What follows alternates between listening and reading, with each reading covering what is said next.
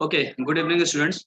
तो ये वीडियो बनाने का मेन मकसद ये है कि जो अभी जून का महीना चल रहा है, तो आईबीपीएस मार्केटिंग ऑफिसर से रिलेटेड जो कंटेंट है वो तैयार हो चुका है।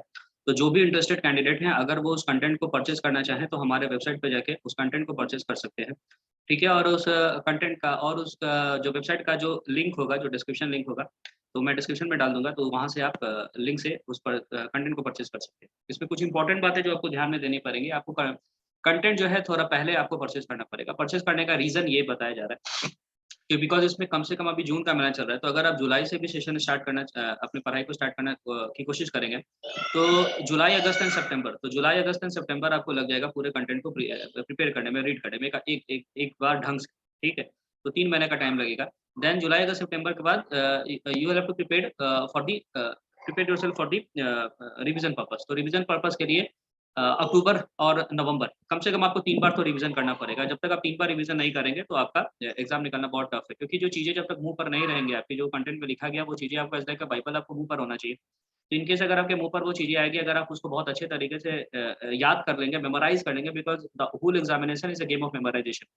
तो अगर आप अच्छे तरीके से उसको मेमोराइज़ कर लेंगे, तो बड़ी आसानी से आप वो क्वेश्चन्स को क्लियर कर सकते हैं। I am not saying that इस कंटेंट के बाद आप 60 आउट ऑफ 60 कर पाएँगे, ऐसा नहीं है, 60 में से 60 तो कोई नहीं कर पाता है। बट हाँ, 40 या 40 प्लस स्कोर आप बड़ी आसानी से कर सकते हैं। ठीक है? तो बड़ी आसानी से आपका एग्ज़ाम निकल जाएगा, बट एक ही शर्त है कि आपको कम से कम 3 बार रिवीज़न करना पड़ेगा। तो पहला बार कंटेंट को रीड करने में आपको एटलीस्ट 3 महीना लगेगा। तो दूसरा बार जब आप उसको रीड करेंगे, तो आपको 2 महीने के अंदर उसको रिवीज़न करने में लग जाएगा। एक अच्छे तरीके से पढ़ाई का तरीका यही होता है। तो जुलाई में अगर आप कंटेंट को परचेज़ करेंगे, तो जुलाई, अगस्त, सितंबर एक बार लगेगा। देन एक बार रिवीजन करने में अक्टूबर, नवंबर का रहेगा। देन फिर दूसरा बार आपको रिवीजन करने में 1 महीने का समय लगेगा, जो कि पूरा दिसंबर लग जाएगा।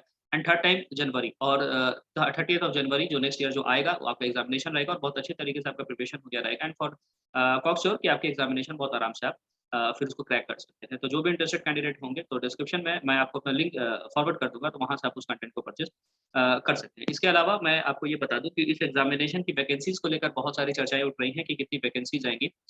तो वैकेंसीज़ का कोई क्लैरिफ़िकेशन अभी देना बहुत मुश्किल है, ठीक है? और सबसे अच्छी बात ये होती है कि आप वैकेंसीज़ के बारे में ना सोचें, ठीक है? क्योंकि वैकेंसीज़ कभी भी किसी भी गवर्नमेंट एग्ज़ामिनेशंस में आप देखेंगे तो बहुत ज़्यादा या बहुत कम नहीं रहता है, वो एक एवरेज बेसिस पे रहता है। कभी-कभी सर्टेन केसेज़ होता है, जैसे कोविड सिनेरियो का केसेज़ था 2019-20 में, तो वैकेंसीज़ कम थी।